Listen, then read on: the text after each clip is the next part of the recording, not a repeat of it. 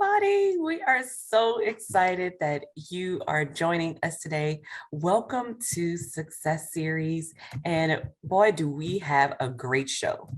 What we're going to talk about today is hey, we all want a place where we can go and, you know, it's it brings us good vibes. We're at peace. We love what we do.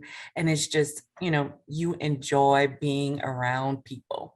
Did you guys know that your work environment, it basically can influence how you feel about your job?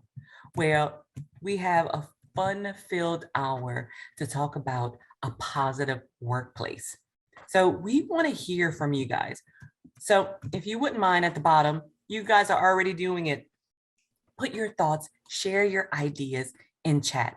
You're going to open up the little chat box. Make sure it says to attendees and panelists so that everybody will be able to see it. So we're going to talk about, all right, what does that positive workplace looks like? What are the characteristics of it? And we're also going to talk about, okay, how is a positive workplace beneficial to us? And what are some things that you can do to create a positive work environment where you are? So, Nathan, positive workplace. Have you ever worked in a positive workplace before? Yes, currently.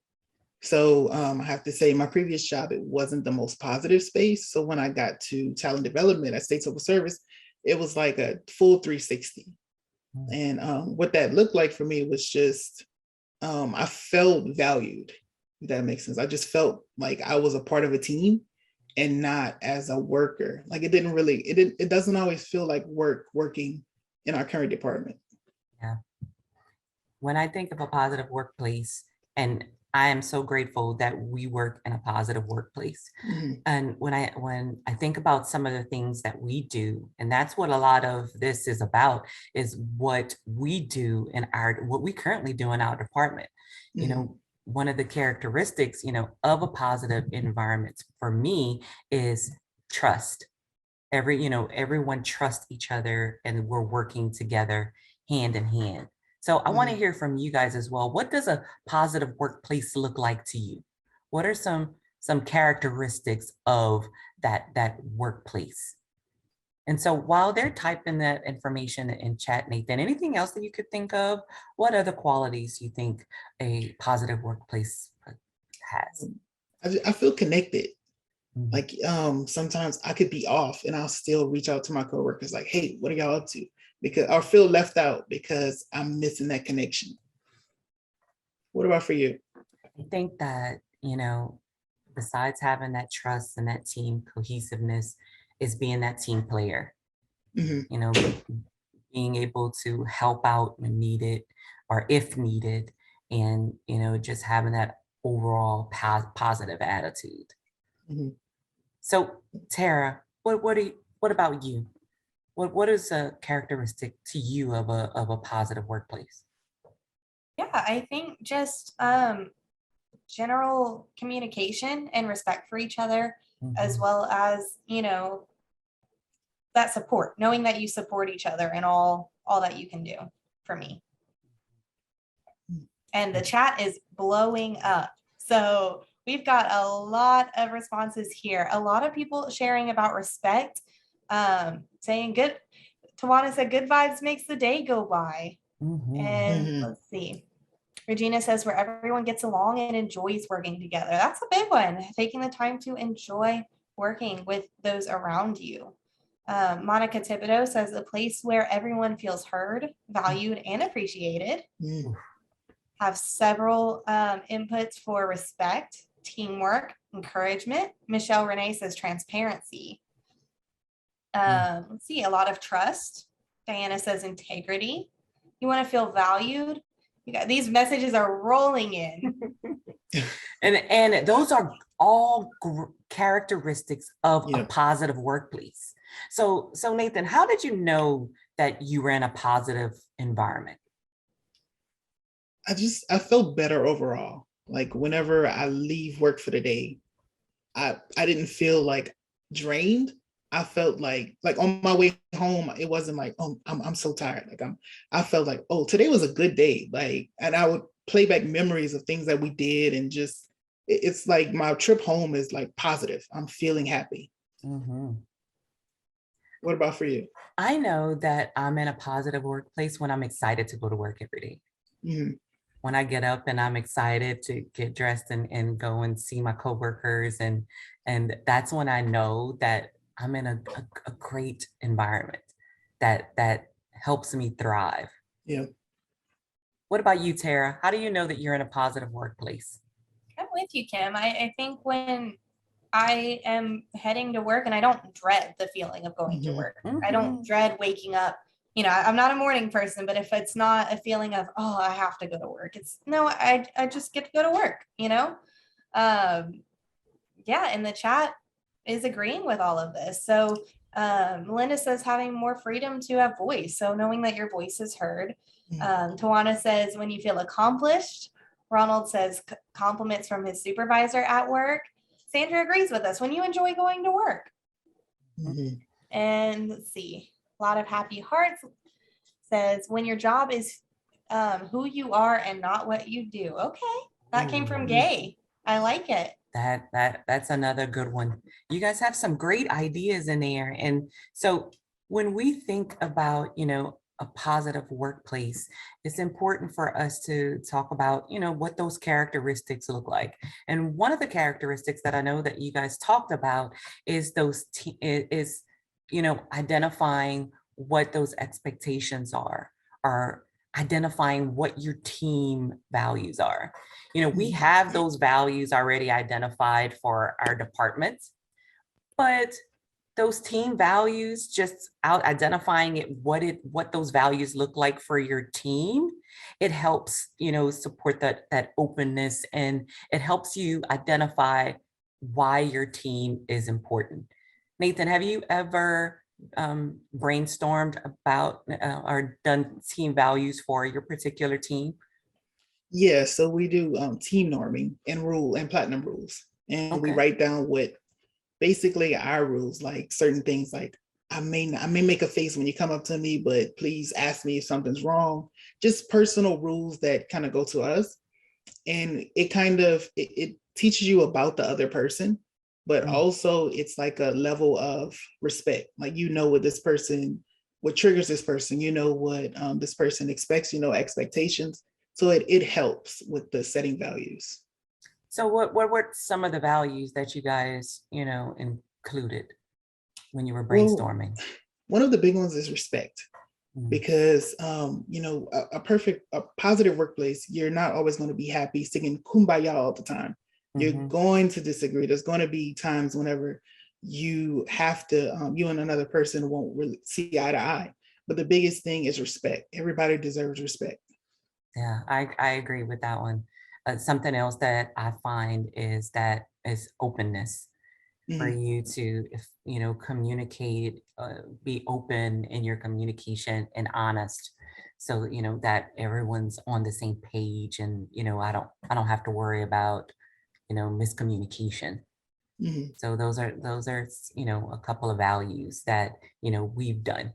And how it works for you guys out there that don't know, when you're doing your team values, you're going to involve the whole team, and Mhm. everybody's gonna write down one of the values, a value that they would like to see, and you're gonna put those sticky notes all on the board, and then you're gonna vote on it, and as a team, and you guys outline what your values are. Just Mhm. it just outlines why your specific team is important and what you stand for. Tara, what do you have in chat? Yeah, so Beth mentions just respecting another person's input. Ronald Mhm. said being understanding that everyone has different values and beliefs and to respect people in general. Mhm. Juana says that everyone has a voice and it's okay to agree to disagree. And you can put that in your values as well, but know that there's a point. Alice talks about constructive criticism. Diana says group interactions is very important. And Sandra says there are no wrong answers, and allow everybody to provide input. That's And Yeah. Mary also just added The most important value to her is honesty. Even when things don't feel positive, if we try to avoid all possible conflict because it's negative, we end up not resolving anything. And relationships and productivity can't grow. Exactly. And, it's basically like Nathan said, even in the most cohesive teams, the conflict is going to arise, but it's about moving it into being honest and open and respectful and moving that conversation in a positive direction. So another characteristic that, we talked about or we identified was accountability. So when I think about accountability, it's all about, just not the placing the blame. There's no blame game. It's about you as a team setting those expectations and, building that trust. Mhm. And going back to your values, once you brainstorm as a team your values, create a brave space. And what I mean by that, if someone doesn't follow through on the rules that you set forth, like tell them, hey, that comment wasn't respectful. In a brave space, we respect one another. For example, just come up with common rules that and make sure it's an environment where if somebody messes up, hold them accountable. Say, and you don't have to be confrontational. Just let them know a gentle reminder can help you redefine that brave space. Just remind the team that, hey, we're a team and we're going to follow these rules. And I didn't learn about brave space until I started working for our department. And you can't have a brave space without that foundation of trust. I think once that foundation of trust is established, then you know that it's like a family member. You trust your family member. They're going to give you that positive feedback and you're more receptive because you know it's coming from a good place. Or a friend that you've established that foundation. And so I think the same goes with your coworkers. Establishing and building that trust will help create that brave space to where you're not defensive and you hold yourself accountable. And so Nathan, what can you do to hold your team members accountable? What are some things that you could do? One thing I would have to say is tone. If you're reminding someone about something, watch your tone, because you're coming to this person as a friend and try not to be an authoritative figure. And that also goes with trust as well. So if my coworker is coming to me and you could tell it's a genuine conversation, I will trust that coworker because I'm like, okay, you're being a friend. Let me check myself and get back to following our rules. And I think it's all about sitting down and having that conversation as a team, because what accountability looks like to you may not be what accountability looks like to me. Yeah. So having that conversation with your team on what accountability looks like for your team, and then outlining what those expectations are so that everyone is on the same page. Tara, what about you? What can you do to hold your team members accountable? Yeah, I agree with you there, Kim. I think it all starts with discussing with your team. And when you talk about those team values, as we just mentioned, about setting those expectations for how each person needs to be held accountable, and then follow suit and actually follow through with how your team talked about meeting those expectations or talked about that accountability. So again, it looks different for everybody, but I definitely believe in following what you guys said, and that includes that conversation. Right. So the chat is here we go. I love your guys' participation today. So Michelle says sometimes it takes bravery to be the positive person on the team. And as far as having accountability, Ronald says have clarity regarding standards of work duty. Tawana says review the expectations frequently. Make sure that they don't go untalked about. Diana says making sure everyone should understand. Melinda says starting with establishing clear goals. And I like the beginning framework of this. Alice says expectations are the foundation for a good teamwork and accountability. And Claire says it should be clear that everyone on the team is held accountable for whatever is expected of them so that people don't feel singled out or attacked. Yes. And that's what that brave space is all about, not that pointing fingers, that blame game, because I truly believe, the team, one person's success is the team's success. Mhm. Oh, I mean, you guys are really bringing some good ones. Another characteristics of one of those positive workplace that we identified was support, and that's one of my team values. Support is one of the things that I value in a team, is offering your support, knowing that if I need help with something, that I can go to my coworker and they're gonna help me. It's about playing on each other's strengths and helping build each other's weaknesses, from weaknesses to those strengths. So, be willing to help and, offer that guidance when needed. So Nathan, what are some ways that you can support your team members? One is just check in. If you see a Mm. coworker who might not be looking like they're doing the best, they might be struggling through the day, check in. What's going on? Is there anything I could help you with? Also, if a coworker is working on something and struggling, that's something that you're a pro at, then you might want to check in and ask if they need some assistance. And it's asking before, not going in Yeah, and asking. help. That's the first thing, and you're right, is asking, if they need that help. And I saw someone put in chat about the different personalities. There's different personalities on your team. So I know you heard Tara, she talked about how she's not a morning person. So I know that I need to give her some time to get mentally prepared before I start bombarding her. I'm not going to wait for her to come in and put her purse down and say, hey, I have a quick question. I'm going to let her decompress, because I might get another side of Tara if I'm bombard her too quickly. Right, Tara?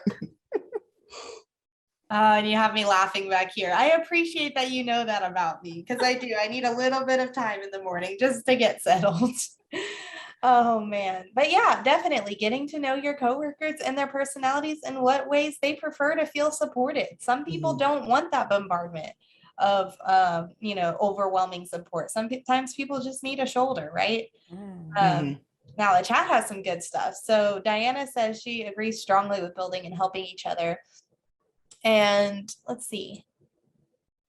Ronald says, be aware of unconscious bias and help build awareness, which is the first step towards real change and support. And Regina says, everyone has something to offer. So take the time to find out the strengths of your coworkers, so that way you can use that to support them. And Angela has a question. So she says many times she sees people on teams more involved with pointing out people's mannerism errors and focusing on the work at hand in not so positive of a manner. So how do we change those negative criticism methods towards something more positive? Ooh, Any ideas? that's a good one. And help her out, chat, too. You guys have some good ideas, I know. I think the comment about the unconscious bias, sometimes we point out things because of our own bias, if that makes sense. So it's like just being more open-minded, and if we have to point something out, let's do it in a respectful way. And I think setting those expectations, or having that discussion as a group about those guidelines and what we expect from each other, I think that'll help, talk about it, or get it out and open on what our expectations are of each other. Whether it's, I noticed that someone said in there that constructive criticism. What does that constructive criticism looks like, or that constructive feedback? What does that look like? Because I think it has a different meaning for everyone. And so I think if we come in all in agreement to talk about what it looks like to us and what does it look like for our team, and agree upon it, that'll help with that. I agree. I think setting that foundation is important to deal with those issues in the future. And Alice has a great point. She says it's also important to address those issues and be able to move forward. Don't stay in the past. So if we set this foundation of how we're going to address those coming forward, then we'll have the ability to tackle those when they happen. Oh, and Regina says a discussion on why someone feels the way they do sometimes helps you understand your perspective and identify some of your own biases. And I think it's all about understanding that other person's perspective. I agree. Have you guys ever heard of a work hard, play hard culture? Nathan, what is a work hard, play hard culture? Yes, so I didn't hear of this until I started at State Civil Service as well. And it was just a culture that you could work hard, you could get your job done, but you don't have to be so serious all the time. You could still have fun at work.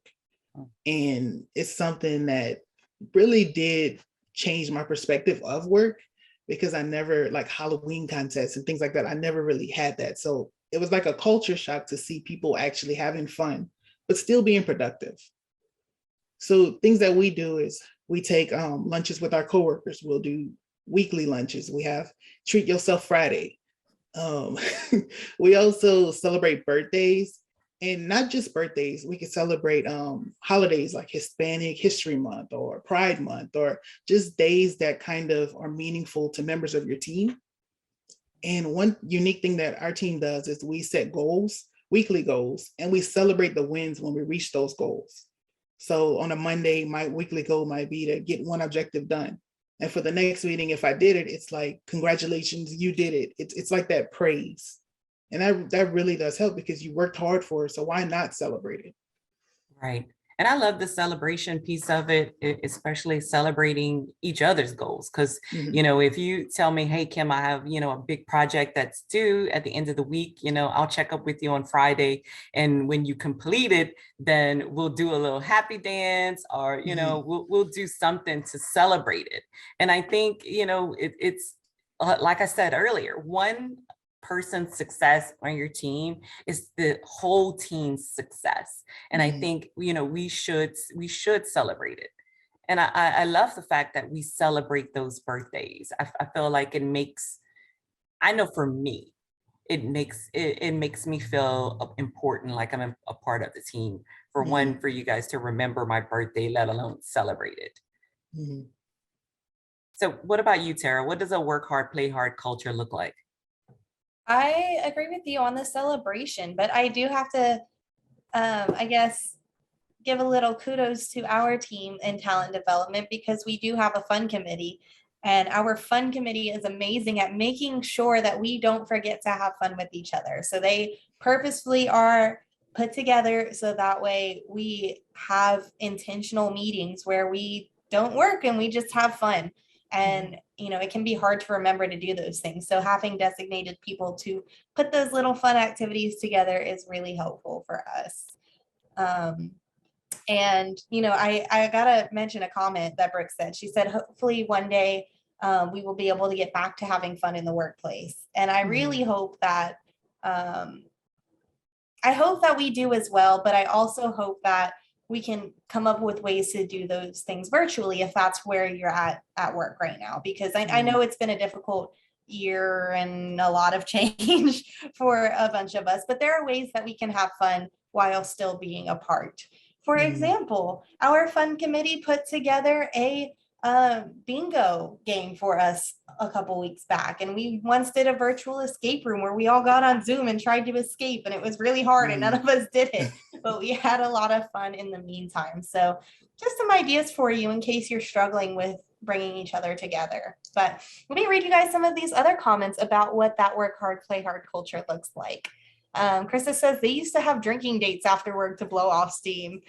And that sounds fun. That sounds like a lot of fun. Like you are friends with your coworkers. Diana says team motivation. Regina says absolutely celebrate once you've accomplished your goals. Mhm. Um, Shirley says working hard when necessary allows you to breathe easier more often than stressing out. Mm. Mhm. Let's see. Monica Thibodeau says, I believe those small incentives help with productivity in the long run. So keep those small incentives coming. And okay, so Danielle says she may be the odd man out, but really does not like being the center of attention with her birthday. So, okay, that's where getting to know your coworkers is a big one. Mhm. Make sure you know when they don't want to be celebrated. And I love the fact that she said that because we do have coworkers that don't like to be the center of attention. And so, we'll just send them, a happy birthday email just to them. so that they're not that center of attention. But it is all about getting to know your coworker. And when you build that trust foundation and that team camaraderie and know the personality of your coworkers, then you can adjust accordingly. Because not everybody likes that. Not everybody likes to hang out, after work. It's about knowing, your coworkers and getting their feedback on what fun things they like to do and incorporating that. Definitely. And she's got a lot of support in here. Not everybody likes it. And so a lot of people are saying that there are ways to incorporate that. Let's see. Claire said in one of her previous jobs, she could opt into being on the birthday list. And if you didn't want to, they didn't celebrate. That's a good one. Yeah, which I think is really cool. And Alice says she believes we need to recognize each team member. So it's not just the superstars always in the spotlight. This is true. I like it. So not only is it important for you to have that work hard, play hard culture, but I'm going to let you guys know of a term that I just heard with my department. Because remember, a lot of these things are stuff that we are doing in our department. And so it's that fail forward mentality. So I had never heard of failing forward before until it was brought to my attention by one of the supervisors. And that's basically the fail forward mentality is basically when that every failure is a learning experience. And it's about learning that lesson. So as you fail, you're learning that lesson, but yet you're still moving forward. You're still moving towards your intended goal. And so we have that fail forward mentality where, and trust me, it's a hard concept, especially when you are like me and I don't like to fail. And to me, failure is not an option. And I have to keep in mind that nobody's perfect. Everyone is going to have some kind of failure in their lives, but it's about getting rid of that negative connotation associated with the word fear. With the word fail. Get rid that fear behind it, and realizing that it's only temporary. Failure is only going to linger with you if you let it. So once that it happens, learning from your mistake and letting it go, moving on, releasing yourself from the guilt. Now, this is a work in progress for me. I have a supervisor, and when things happen and a ball is dropped, if I drop the ball, the first thing she'll ask me is, did anybody die? And I'm like, no. Then did we burn a building down? No. Then you're okay. It happens. How we're going to fix it going forward. And I already know.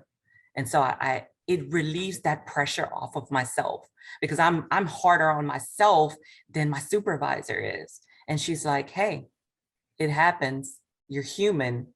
Let it go. Let's move forward. And it's that failing forward mentality. So Nathan, what about you? How do you recover from failure? So one thing I do is I give myself one day to just feel crappy. I'll take that day to process the failure, write about it. And then if I don't get over it the next day, I have to give myself a pep talk, because I have to get over it. And I noticed that usually the day I get tired of it. So the next day I'm usually fine with it, but those pep talks definitely help. I'll have to put on some affirmations or just continue writing a letter to myself to yesterday. And I tell myself what I'm going to do better. And it really helps. And another thing, you brought up a good point about failure, is sometimes we're hard on ourselves, because I had the same conversation with my supervisor, and she was like, I'm sure you were harder on yourself than I was. You were more disappointed than you were. So it's crazy how we all resort to feeling like a complete failure when nobody died, no building burnt down. That's a good point, that your supervisor does that our supervisors do that. And it helps me with that stress. She's not saying, I want you to mess up all the time. It's when it does happen, which is not very often, that you forgive yourself and you realize that everybody make mistakes. And I think that's what I do to recover is she helps me with that because my biggest thing is disappointing her. Mhm. And it's disappointing someone who believes in me. And so that's I have to forgive myself. That's how I recover from that failure. What about you, Tara? What do you do to recover from failure? I'm a lot like Nathan. I have to give myself time to, I guess, grieve a failure, time to experience that emotion. I am very much a crier. I cry for every emotion I have. And so when I fail, I allow myself to cry for a certain period of time. And then I just have to pick myself up and move on and say, you're right, nobody died. We're doing okay, and continue to move forward. Now, I have several comments in this chat that are just full of positivity. A few that equate failure with wisdom, growth, positivity. Krista says, try not to internalize it as a trauma, but instead see it as a chance for improvement. Kedra says, failure is never a part of the plan, but it's always a part of the process. Danielle points out that failure is not permanent. So again, equates it to growth there, and several more growth and opportunities. And let's see. Regina says it's important for leaders and supervisors to push the fail forward philosophy. They're liking this one. And something that I love from Diana, she says, never let success get to your head, but never let failure get to your heart. And that's a big one. Nina says, look for the people or for the good in people and then let failures go and move on. And Diana also says, you always pass failure on your way to success. Ooh. That's right. And I'm tooting the horn as I pass it. Toot, toot. Tara, one thing I want to mention and what you said is that you allow yourself to feel that emotion. You allow yourself to cry it out, to get that emotion out of you. And that's important. Not to suppress it and just try to move on, is to allow yourself to feel what you're feeling and then move on. Release that emotion, then you go to your next step. That's what I try. Michelle says she's a crier too. Thank you for making me not feel alone. I love that. So another characteristic is adapting to change. And you already know that we did a whole series on change, and a lot of you joined in. So I know that you have a lot of tools in your toolbox. So Nathan, how do you adapt to change? So basically I attended the Success Series webinar with all of my friends, and we had comments and exchanged words of encouragement. So I highly recommend you guys to check that out on YouTube. I just learned that change is inevitable. It's going to happen. And I know that there's not one strategy for dealing with change. So I'm not the best. I'm still not the best with processing change, but I use those tools that were given. I'll talk about it. I'll call a friend. Kim could attest to that. I call her a lot whenever there's change going on. And I also ask for help. I'm big on contacting my supervisor, and she is great at comforting me and talking through the change or whatever is going on. How do you adapt to change, Kim? Nathan, I just want to comment on what you said about asking for help. And that's all it goes hand in hand with that solid trust foundation and that brave space, that your supervisor is able, to calm you down. One thing that I try to do in order to adapt to change is find one positive in the change. One thing that's positive, because, too many times when we think about change, we go straight to the negative and we don't even identify what the positives are. And just, identifying one positive thing. If I can identify more, I do more, but at least one positive. What about you, Tara? What do you do to adapt to change?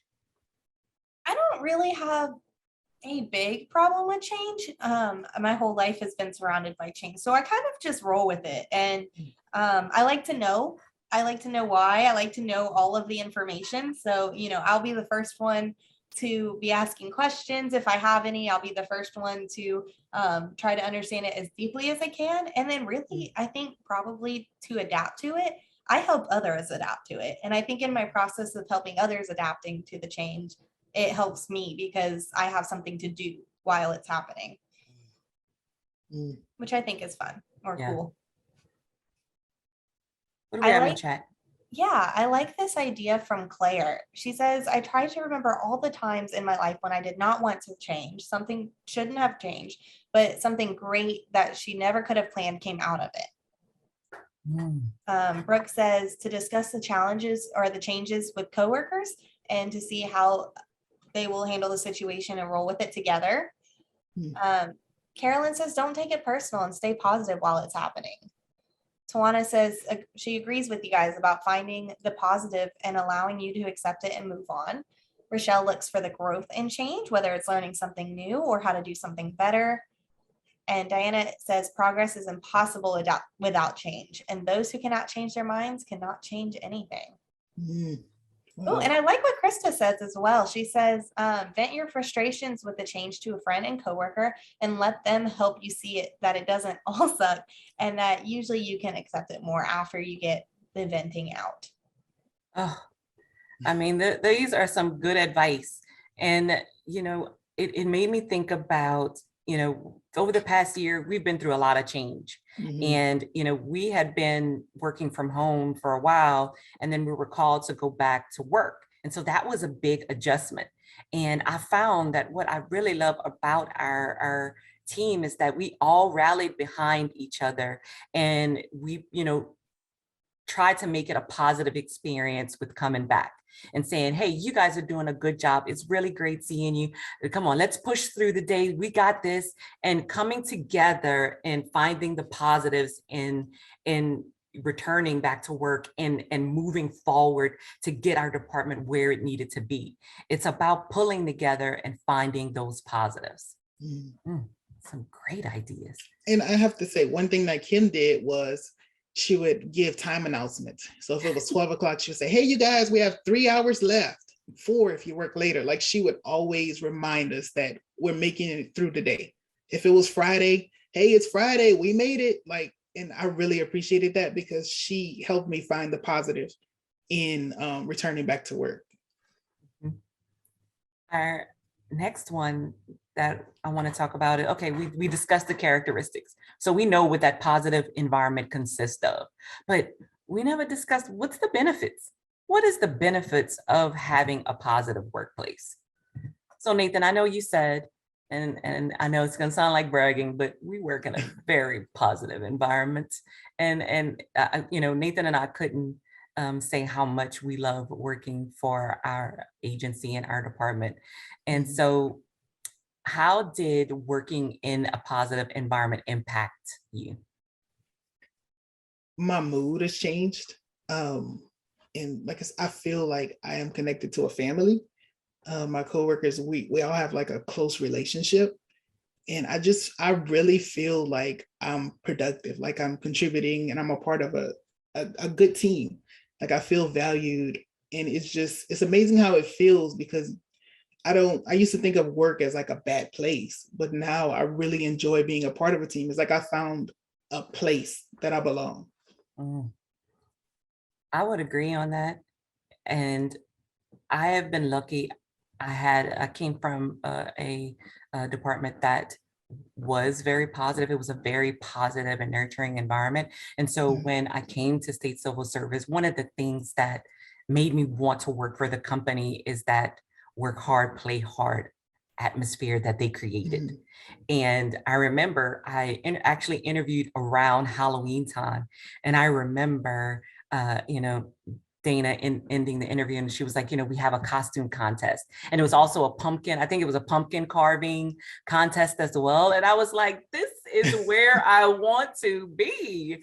Like, you know, the fact, and she was like, you know, we work hard, but we play hard just as well. And, you know, that's one thing that is important to us. And I knew that it was a good fit. And luckily I was blessed with being in the department with you guys. But I think it's definitely a team effort. And it's something that I want everyone to look for, is creating that positive environment to where it doesn't feel like work anymore, to where you get excited to get dressed and go to work. What about you, Tara? Yeah, I just feel valuable. I don't think a workplace has ever made me feel that I have the ability to, give my all every day and to really be a valued member of a team before. And so coming into work, I feel that I'm an asset. And that's a big part of me being productive and me producing the best work that I can. And just being around, I'll just give kudos to y'all, being around y'all and the rest of our team. I really feel genuinely valued. And I think that changes my whole outlook on work altogether. Now these comments, I'm enjoying these comments. So yeah, Radia says a positive workspace increases productivity. Timothy agrees with that. Ronald says benefits for him are going home to his family at the end of the day, already feeling happy and ready to spend time with his family because he's had positive work vibes all day and it set his mood. So he doesn't have to stop and change his mood. He's already in a good mood. Regina says you're doing something you enjoy doing, so it doesn't feel like work. Tawana says you feel like family when you're in a positive workplace. A lot of people are agreeing with that. Krista says having a positive agency makes you feel like you're valued. So same as me. You're not just another body that they can replace. And so many more comments. Everybody, this is a good one for people, I think. Well, I know that they've all identified the benefits that we found. It creates that happy employee, it increases productivity and it helps with retention. If I know that I've been at a company where as soon as I would drive into the garage, I could feel the tension in my neck and I hate it. I mean, I would literally want to sit and cry in my car because I didn't like the environment that I worked in. It was not, it put a lot of stress onto me. And so, my question, Nathan, is, what do you do if you're struggling to find that positivity in your workplace? What are some things you could do? It might be time to revisit your values.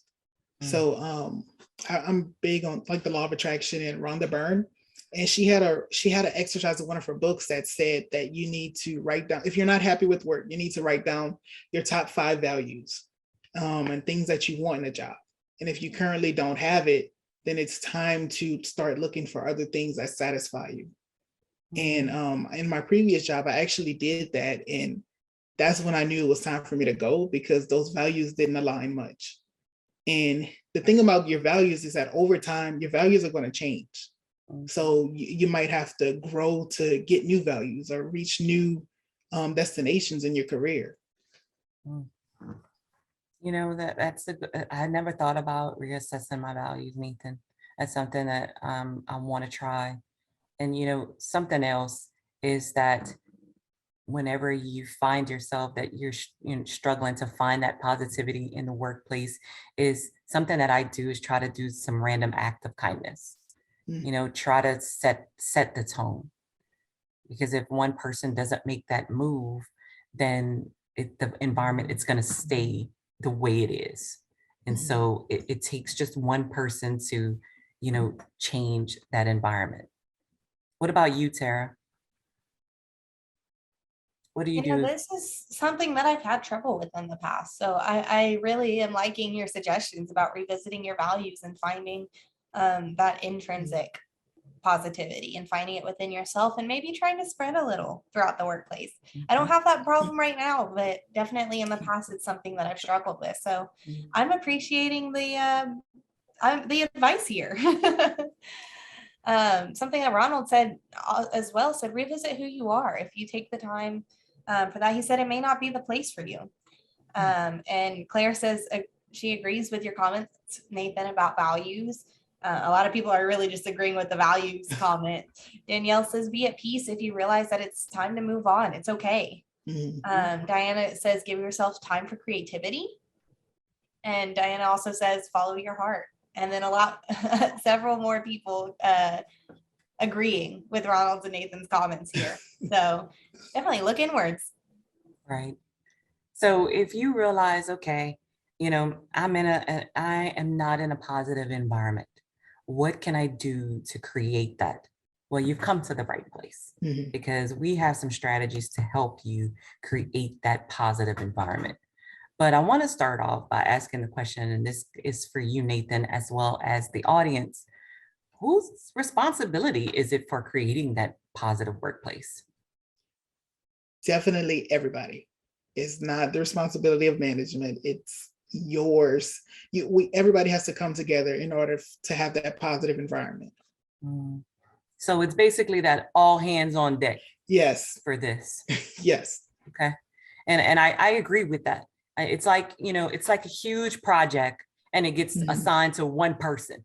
So, oh, we're going to give it to Bethany because, we know that she can handle it and that's her projects are her job. So she's going to handle it and I'm not going to help. Mhm. We wouldn't do that. If we were truly a team player, we wouldn't do that. So it's an all hands on deck. Everybody should play their part. What are you getting in chat, Tara? An overwhelming agreement that it is everyone's duties, and several people are pointing out to also make sure that it starts with me. Make sure that we are also doing our part. I also want to share a comment from Claire about the previous question when you're struggling. She said, try writing down what you are struggling with and where the problem is located. Is it the nature of the work? Is it a specific rule or a particular coworker? And that might give you a better idea of whether the problem is short-term or if it's time to look elsewhere. Ooh, And I appreciate that. a little mini self-assessment to try to get to that root cause. And I like that. I like some inner soul searching. Yeah, I like it a lot too. But yes, as far as whose job it is to create that positive workplace, overwhelming answers of everyone. And Tawana even says, bring your A game. Mhm. And I agree with that. I think it's an all hands on deck. Everybody has to play their part. And the first thing that you can do to help create that positive work environment is be that team player.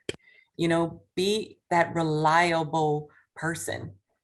When I think about a great team player, I think about someone who's committed to the team's success, which means that you are committed to helping everyone get to that overall goal. It's not the that team saying where there's no I in team. That I firmly believe that, and for everyone out there, don't say me. There's a me though, because I know people say that, but there's no I in team. Like it's an all hands on deck to reach our goals. Everybody has to do their part. What about you, Nathan? What do you think makes a great team player? Definitely open-minded, being reliable, respectful, and supportive. I think you have to be willing to do your part as a part of a team, do your part as a team member. Because like you said earlier, that success is for everyone. Like if one person succeeds, you all succeed. You're part of a team. So that should be your main focus. Exactly. Another characteristic is create a fun committee. And I do want to touch up on this. Like Tara said, the fun committee is, out there in our group. We have one for talent development. It's actually called the Spirit Squad. And they, take 10 to 15 minutes of your time and do something fun. And I know it's been challenging, especially with everyone out there doing everyone out there is working remotely. And so if you Google Zoom activities or Zoom workplace activities, they have a whole bunch of things that'll pull up with, virtual bingo, emoji Pictionary. We've done an escape room. So there's still ways to be connected and to bring fun in the workplace, even working remotely. So Tara, what are you getting in chat? Monica said, sorry, I'm reading. Monica says that she wishes there was more time dedicated for staff development and really building those team skills and creating a positive environment. So that's the space that we could work to add some more time. Cheryl says her last supervisor had them read a book called The Coffee Bean by John Gordon, and it helped. So maybe that's something we should look into. I've never heard of that one, but I'm intrigued by the name. Let's see. Diana says positive attitude, commit to the team. Got a lot of a lot of advice. Let's see. Angela says many people define a team as a group of people working on a specific project together. So a question for us, do you feel that it should also include all persons involved with other aspects that contribute to a project, such as the person whose need for the project and the person who would benefit from the project? So not just those working on it, but the people that it'll benefit from. Are they part of the team? Another good question. Yes, I would think they yeah. are part of the team. I would think that everyone involved in the project that Mhm. touches it is a part of the team. Yeah. I'd agree. I'd agree as well. At least when it comes to the success of it. Exactly. I know that you guys See. talked about this, and you're right about the only way that the environment is going to change is if you lead by example. You have to model the behavior that that positive behavior that you're looking for in your team. And so it makes me think about, a video where one man, everybody's at a concert and everybody's just sitting down watching the band. And then all of a sudden, one man gets up and he started dancing. And everybody is looking around and they're like, what's going on? But by the end of the video, everybody is getting up and dancing. It's only going to take one person to make that change. Mhm. And so it's important for you to set that tone and set that example, greet everybody when you come into work, give that positive attitude and show empathy towards your employees. But it's about setting that example. Nathan, how can leading by example change an environment? It's just starting that change reaction. Think about it. If you're around nothing but negative Nancy's, you're going to eventually become a negative Nancy. It works with positivity as well. If someone is being negative all the time and they're surrounded by positivity, eventually and hopefully they'll start to be positive and want to interact with their team and just start to feel better. Right. Another one is that I really like is interact with your team. And that's, having that lunch with your team, making sure that you greet them in the morning and you say Mhm. hello, but it helps with that team camaraderie. It Mhm. shows that, you're trying to get everyone together. And I'm not saying, have lunch every day because you might be an introvert. I'm pretty sure Nathan would hate life if he'd have to eat Yes. with lunch with me every Yes. single day, especially as much as I talk. But it is important for you to, interact with your team. And so it's also important that you celebrate those small wins. And Nathan, you want to talk a little bit about gratitude? I know you're our gratitude guru. So gratitude, you could do it internally as well. So whenever I have a small win, I contributed to a team. So I give myself thank you. So what I do is to take a gratitude pause. I'll stop and say thank you, thank you, thank you internally. And it boosts my mood. It kind of makes me feel grateful. I'm grateful to be working on a project. I'm grateful to have the people that helped me. And it really does something for me. I learned that I start to respect my coworkers more. Like I feel more connected because we're a team and I'm grateful for it. I'm grateful for the opportunity to grow and whatever we accomplished. And I think that I'm gonna start something. I saw that Gwendolyn said your positivity is contagious, and it is true. I think that, when everybody has that same mentality, that positivity mentality, that it's contagious and it starts to seep out on others. One thing that made, that made it a positive workplace, that makes us a positive workplace, is when you start your meetings off on a positive note. One of my supervisors used to, when we identified what our team values were, he put it on a little squeezy squeezy ball. I don't know if that's what it's called, but that's what I'm saying today. And he would bounce the ball, and whoever would pick it would have to say something positive about another employee on how they modeled those values. And I think that was a great way to start, the meeting off to a good note. What about you, Nathan? Well, what are some things that you could do to start create a Um, positive meeting? I know we kind of have the similar activity with the beach ball. It's an icebreaker activity where we throw a beach ball and whatever question your thumb lands on, you have to answer it. It could be your favorite food, favorite celebrity. And what I notice is that everybody is in such a great mood because they're thinking about all their favorite things that the meeting is a breeze. It just goes by and everybody's just so happy and still laughing from the icebreaker activity. I like that. And that was always a fun activity for us to do. Mhm. And it's getting to know your coworker at the same time, having fun, before a meeting. I saw Ronald start with a joke. And Mhm. I think I might try that. I don't know if you guys would be excited, Nathan, about me starting off with, a joke, but I'll have to look up one. I had a coworker who really loved those cheesy jokes, and that's how we would start that off. And our last one is showing that gratitude. It's all about being present and saying those kind words to your team. Mhm. So what are things that you do to show gratitude for your team, Nathan? Just a simple, a simple thank you. Sometimes we don't always say thank you for small things. We take like the simplest things for granted, and we don't realize that a simple thank you means a lot to someone. It does. It goes a long way. And I think that the thank you it means more to me from my peers. Not saying that I don't love, recognition from my supervisors, because I do, but I do feel that it helps. And it comes with that peer recognition. So does anyone have any closing thoughts? Nathan, what closing thoughts do you have for us today?